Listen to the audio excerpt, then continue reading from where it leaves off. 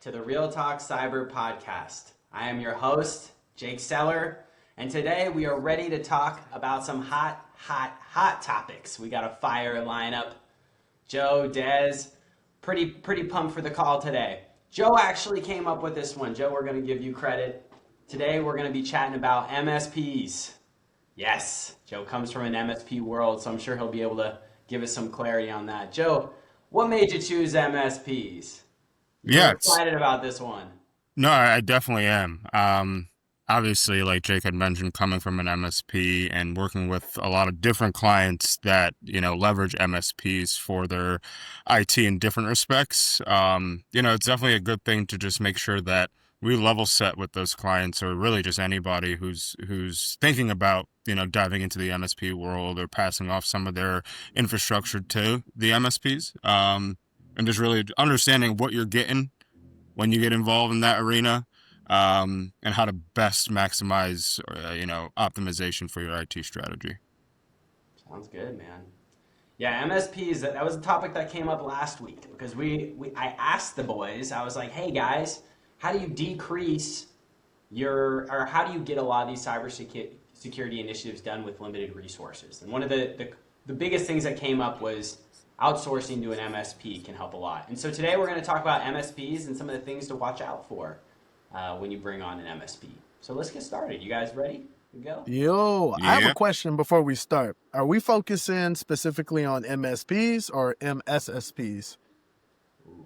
That's a good, we could do both, right? All right. Well, let's think about it, because when we think about a lot of our clients really are the IT folks, right? Not necessarily dedicated security folks. So they are most of the time going to be MSPs, right? I think MSSPs might be a good spin-off conversation for sure. But yeah, no, I'm down to do both if you want. MSPs on the back burner. All right, let's do MSSPs on the back burner. Let's do MSPs, guys. Yeah. So, guys, let's talk about MSPs in cybersecurity. I mean, so in this day and age, we have one IT guy. We'll call him Joe, I didn't purposely say Joe. We'll call him Bill, the IT guy, right? He's got multiple responsibilities, and all of a sudden, he sells to his executives this cybersecurity initiative. He thinks long term. He does all the steps right. He looks at the long-term vision and says, hey, I can only do so much. I'm a single guy. I'm going to need this MSP resource in the cybersecurity strategy. Let's kind of start when looking for an MSP. What are some core things to look for when approaching it from the perspective of cybersecurity? And Des, I'll let you lead us off. Yeah, the first thing I would look at is what is their realm of expertise. Specifically, I would look at their staff. I would look at what their SLAs, do their SLAs marry up with what our expectations are internally? And do they have the personnel and the skills and the tools in their environment to actually do the job and to do it effectively? Typically, when you go with the MSP, you're giving up a couple things, right? You're giving up the control of having personnel internally, which based on resources, we understand that's a thing. So with that, contractually, your SLAs have to be very, very, very, very strong in order to ensure that you get the requisite amount of service that you're actually looking for. On top of that, you then also need to make sure that they have the expertise in-house to do what you need to do. MSPs have a bad rap for being like jack of all trades, master of none. That's one of the bad raps, especially if you're internal. So one of the challenges you have to figure out is, can they actually do the things that I actually need done in my environment? Those would be the two larger, bigger concerns, I would say. The next one, though, just as a side note to that, would be also considering what the overall cost of actually bringing an MSP is. In conjunction with the value that you expect to get. Because sometimes maybe having a short-term consultant or something like that can do the work that you need done might make more sense as well. You have to be fluid, and you have to consider what are some of those nuances more or less. So, Des, I mean, out of curiosity, what are some examples of specific things to look for when asking yourself the question, can this MSP do what I need it to do? What are some examples of that? Well, an example is if I'm doing a cloud migration, then I would obviously want people that have cloud expertise, right? In whatever environment that I'm moving over to. So if I'm moving over from on-prem to AWS, and I want to make sure that they have people who have handled those types of migrations in the past, people who are accustomed to working in hybrid environments, because typically if I do a cloud migration, there's probably going to be some lag and we're going to be in hybrid for some period of time. So are they able to help us understand what some of those nuances would be on the infrastructure side? Um, that would be one example specifically, right? If I was looking for expertise internal. Also, are they accustomed to working with people that's within my industry that has similar environments, right? Because some of those compliance obligations and things that I'm going to have are going to have to be considerations that they're going to have to take into account. And I need them to have baked into whatever it is that they're trying to build out or assist me with building out for the services that they're going to be providing to me long term. So those are some of the things that you would want to just high level examples of some things you will want to obviously focus on if you were looking at MSP. So Joe, you have anything to add? Is there anything you liked that Des said, and anything you would add? Yeah, I definitely want to highlight the expertise portion of what Des said. To his point, a lot of MSPs, specifically that market themselves as IT security MSPs, are the jack of all trades, master of none sort of shop, right? Um, for example, if you're going to look for an MSP specifically to get your compliance in order, right? And a lot of times what you're being marketed is solutions that will lend towards compliance. Um, from a qualifying an MSP perspective, one of the things that we want to do is figure out exactly what the MSP is going to do for you, right? And how well does it work just with your business model in general? Are you going to want an MSP that's more local, a smaller MSP that can come on site? Are you going to want, sort of that nationally branded MSP that has coverage everywhere, right? Those are some things to consider in terms of what your business strategy is and how you conduct business. One of the things that I know just from working with multiple MSPs and having worked at one is a lot of them consider themselves a break fix shop, right? Um, and in terms of your proactive cybersecurity strategy, well, that sounds counterintuitive, right? um, so definitely it's going to boil down to what do you want out of them, and who do they have in-house that can help you get to that point, right? I'd say those are probably the two biggest things when you're starting to look for an MSP, if you're looking for an MSP. Joe, out of curiosity, like most people, especially when they're evaluating different MSPs, you know, it's very hard to, in many situations, validate expertise and validate break fix shop because, in my experience with MSPs, they tell you that they can do everything, right? They're like, hey, we're super secure, and in the background, they're using some crappy, AV tool as their EDR. So, I mean, what are some of the things that you can do to validate some of those core things that are important when looking at these MSPs?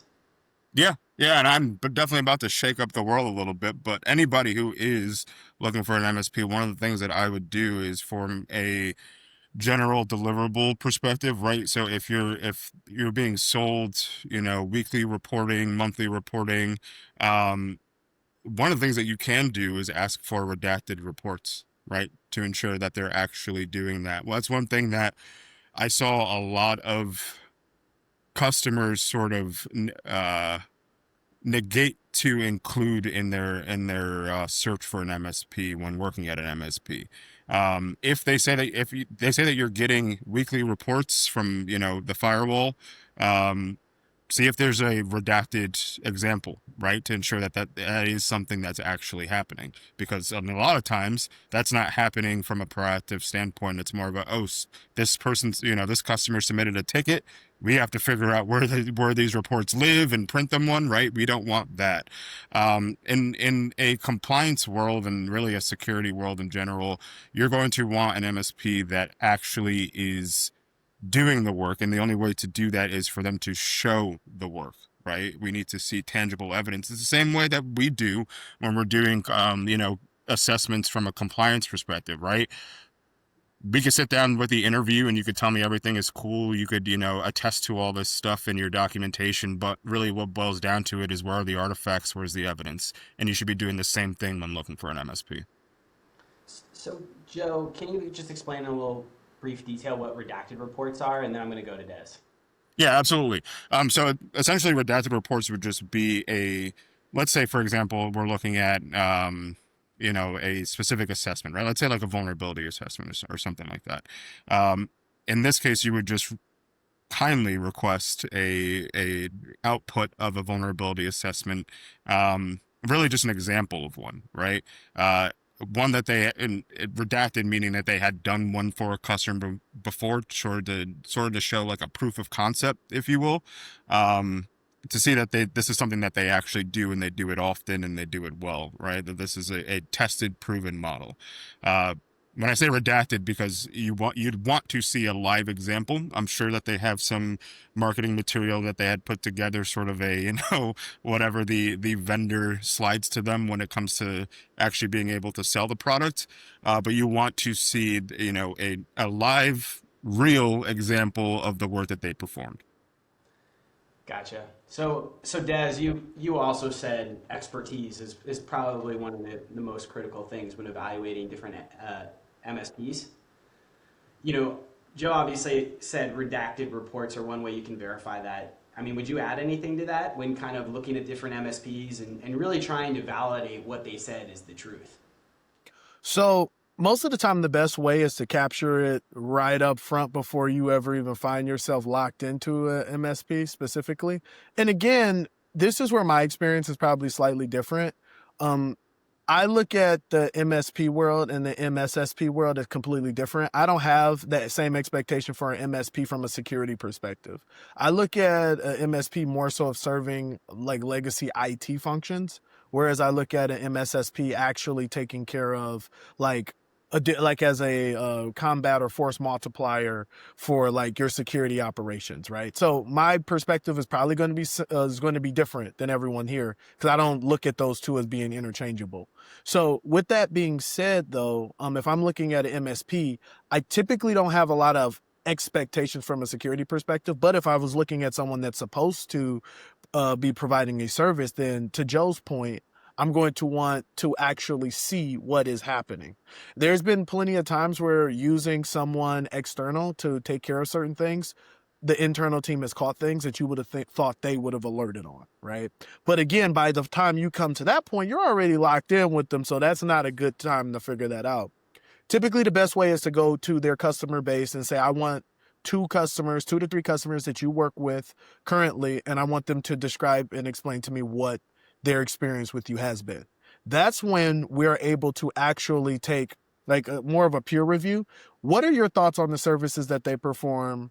And if they can't serve anyone up, that's not a good sign. That already lets you know right off the rip that they're probably not as good or proficient as they're leading you on to. I want people that work in similar functions that I work, that have similar issues that I've worked with, for the problems I'm trying to solve. And I want you to push those people in front of me. And I want to ask those people, how did they handle this issue? What has been your return on investment since you brought them on, et cetera, et cetera, et cetera. You can't really validate anything because you can give me a report that says anything. And this is why I say internal security leader, you look at this stuff completely different because I'm skeptical of everything. So I'm always going to say, you know what I mean? I don't believe anything you say until I see it, and I know that it's a real thing because anything can be faked in 2025. So let me talk to people that are well respected, your clientele that can vouch for you saying that you're great at all those things. Let me understand their environment, challenges they've had, and let me understand how you've solved those problems. If you can't serve anyone up, on to the next one. If people they could be critical and say there's some things I wish would be better, which that would be healthy. I would actually take that feedback far more far more literal than someone that's, oh yeah, everything's great, I have no complaints whatsoever, right? Like, no, there's always something that you wish could be better in a service provider. So I would go to a peer review model at that point. To me, that's the best way of validating whether or not somebody or an MSP is actually good at the things that they're saying that they're good at. So Des, like obviously you distinguish between an MSSP and an MSP, right? And Yes. you see both in the marketplace. Most of the like individuals that I'm talking to, especially in the SMB world, they have the budget to have like an MSP to support them, but they may not have a budget for to also pay for an MSSP. Do you have any recommendations? I mean, what are those guys supposed to do in that world where they need resources to do your day-to-day tasks, but they also want those security resources as well because they want to make sure they're secure. I think one challenge they run into is a lot of the MSPs come to them and say, "Hey, we're an MSP and we're secure, so don't worry about it. Like we're going to handle everything." I mean, what do you? Is that a bunch of BS at the end of the day? Yeah, I think that's I'm going to challenge that assumption right off the bat, right? Because if I'm coming into, and this is all predicated off of the understanding that we're coming in to deal with security specifically. People bring on MSPs for a broad array of things, and they serve those functions, right? Once we start getting into, and now you could theoretically be an MSP and also be an MSSP too. Theoretically, you could be. With that being said, though, if we're talking security specifically, then you would want somebody that specializes in the actual security functionality. That's just the reality, if that's what you're trying to accomplish, right? So saying, hey, I use an MSP and, they look at these logs from time to time, right? And whatever is specified in the contract is probably not getting you the security coverage that you actually need and that you're looking for. And it's definitely not getting you the expertise that you want either way. Because, and here's the challenge with MSPs just in general is, if you outsource too much of it, it makes it very difficult for you to navigate and to host your own infrastructure in the event that you get rid of them. So now they become a single point of failure and a crutch to you, more or less. Typically, I always say that the healthy place to be with the MSP or MSSP is to use them as a multiplying force of what you already have versus somebody that's actually doing this X, Y, and Z thing for you and you need them to do it or it doesn't get done. Right? It should be a relief to people and not necessarily something that you are dependent on to the degree that in the event something happens, they're spread thin. They have 100 customers just like you. There's only so far that they can customize down to your environment. I've seen a lot of alert fatigue with MSPs and MSSPs in my experience, right? Because the ability to tune to my environment and those nuances just aren't, it's very difficult to get to that point. Right. So there's a lot of additional work that has to be done. I understand everyone's experience isn't the same in regards to that. However, I would tell people that you want to be very mindful and conscious, more or less, of that component of it as well. So, Yeah. So, this is actually huge because I think there's tons of people out there who have this MSP and they're like, oh, like I'm paying this guy $3,000, $4,000 a month. And, I don't have to worry about anything. I don't have to worry about security. I don't have to worry about help desk. I mean, the sales guy, he's 50, he's right out of college. He's telling me I'm covered. I got everything knocked out. They're even showing me a picture of this security operations center they have within their MSP. And, that looks cool. They maybe even gave me a tour of it.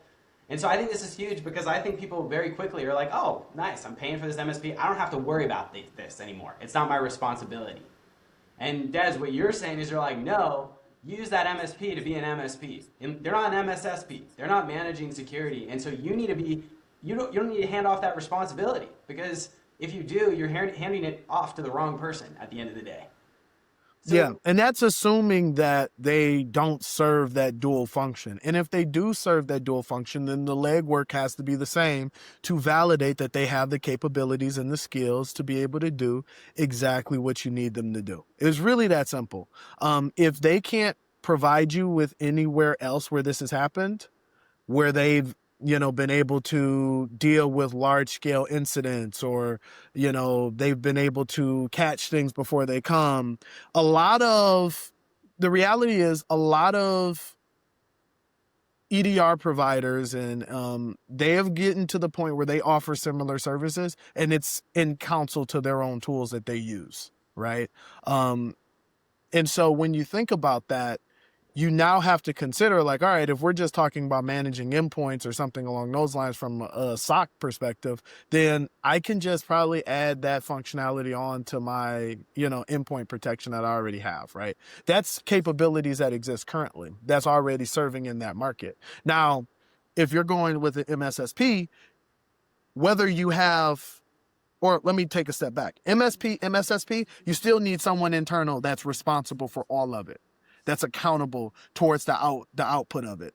So if you are the director of IT and you are serving both dual function of security and for infrastructure, so to speak, you're responsible for both.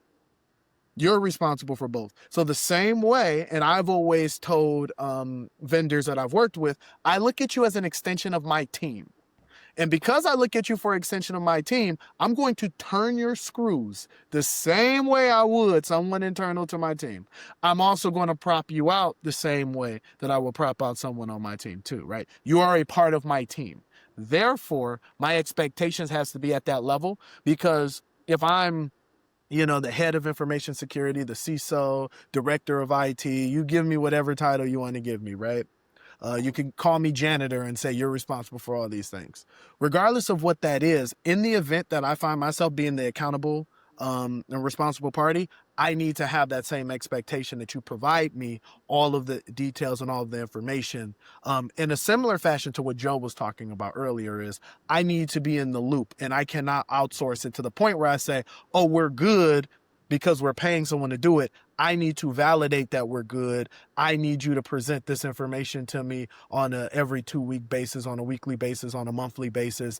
I need to be entrenched, because all I really did was just outsource my internal talent external. That's how you have to look at it if you're an internal security or IT leader. Yeah, dude, I think that's a whole topic inside of itself, because I think a lot of times when we pay for third parties, we think that we can let go of the responsibility. It's like no longer on our plate. It's this third party. And so, Joe, in this situation where probably a lot of our IT leaders are, maybe they discover at some point, they're like, hey, I've been trusting this MSP with security. They've been telling me I'm good. But now, after hearing this podcast, I'm a little skeptical about these guys. Like, they seem to be telling me everything's good all the time, and they're never telling me anything's bad. What should that type of individual do? How should they approach that if they're an IT leader who all of a sudden's like, hey, I'm skeptical of these guys. It doesn't seem like they're doing what they're saying they're doing. Like, where do you go from there? Well, before we even get to that point, I think part of that vetting process is understanding how they communicate and how the ease of communication channels work, right? One of the biggest, I'd say the biggest thing that these small IT shops that are sort of in that position, one of the things that they haven't done up until that point is establish that consistent channel of communication. To Does's point, they need to be an extension of your internal team, right? And the only way to ensure that they are is to be in communication with them. And one of the ways that you vet that is as you're going through the buying process, see how they communicate, right? Really pay attention to how that's happening. Are your sales meetings being pushed at any point, right? If you have an account manager, are those meetings, standing, and are you able to get in front of somebody to voice your concerns on a consistent basis, right? That level of, or that lack of communication, I see is probably one of the biggest things that really from a consultant's point of view is troubling, right? If you have a fully managed solution, and whether that be EDR, whether that be, managing your firewall, managing, just remote maintenance or anything like that, we need to ensure that those things are happening. And the only way to do that is to ensure that you can communicate with that MSP, right? They should be brought in to your internal IT strategy and business strategy overall, because you are paying them at the end of the day as if you were paying, a team of IT personnel or security personnel. So one thing that is definitely lacking, especially from a compliance point of view and coming from a consultant, is any sort of documentation, again, that MSP or that MSSP is doing what they're doing, right?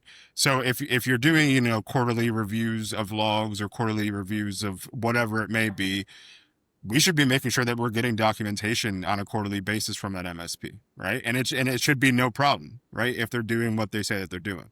One thing that I definitely recommend, again, to Des's point, if you are going to get into that realm, definitely go co-managed so that you could have hands-on in the event anything were to go wrong, or you're not getting any answers from your MSP. Well, you could just hop in there as an admin, right?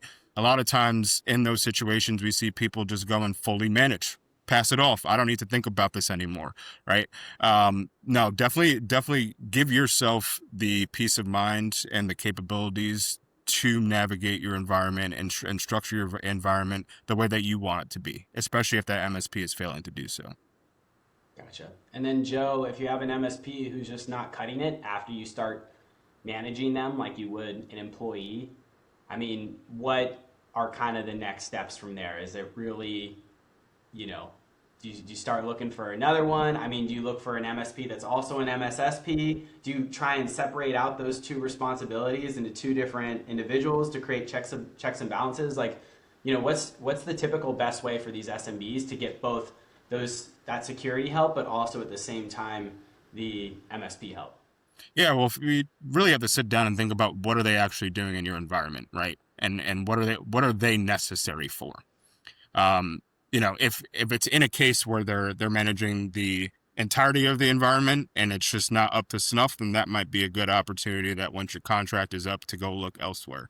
Again, that sort of thing is negated by leveraging the co-managed option in a lot of these MSPs and MSSP contracts, right? And from a service level point of view, a lot of times it's, hey, well, we'll kind of just sell you the hardware and then you can manage it yourself. Then there's the co-managed, which I talked about, and then there's the fully managed option. Definitely want to stick in that co-managed arena so that you could have visibility and hands-on capabilities insofar as you need it, right? But I think the biggest thing is what are they doing, right? What are they doing in your environment? Like, what part of your environment are they touching, and do we need somebody else to be touching that? From that point, we can sort of start segmenting out. Okay, well, if it's just your firewall, well, I could review the configs, right? I could, depending on if you have a next generation firewall, in most cases you do, you have access to the firewall portal or what have you, and get familiar with that firewall, right? Understand the capabilities, understand what's enabled. To Des's point again, all of the baseline configuration of things, all of the firewall rules that are pushed, you should have visibility and knowledge of that anyway. You should be able to, in the event that there's no communication coming from your MSP, you should be able to pop in there and handle it yourself, right? And in that case, perfect opportunity to just kind of take that responsibility on your own, wait till that contract is up, say, hey, I appreciate it, but I got it now, right? It's taking an inventory of what they're doing and what you can do and sort of pushing them out as much as you can.